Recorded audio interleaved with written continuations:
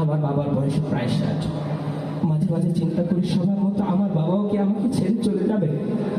সত্যি কি আমার বাবা একটু মারা যাবে?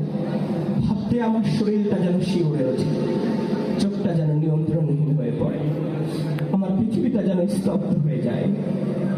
বাবা মারা যাওয়ার পর হয়তো গ্রামের বাড়িতে দরজা খুলে বাবার হাসি মাখা সে মুখটা আর দেখতে পাবো না। বাড়িটা তখন হয়তো কবরস্থানের মতো হয়ে যাবে। বাবার বালিশের পাশে রাখায় বাবার 1000 দানার তসবিটা দেখে হয়তো চিৎকার করে বাবা বলে ডেকে ফেলবে, কিন্তু আমার ডাকে সারা দেওয়ার মতো বাবা থাকবে না।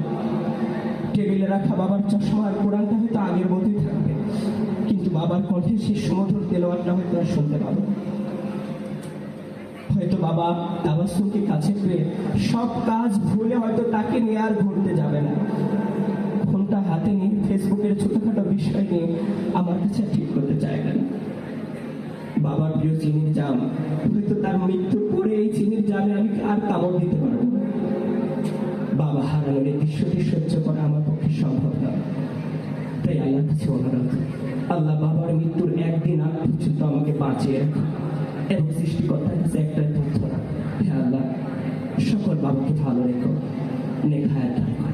আসসালামু আলাইকুম।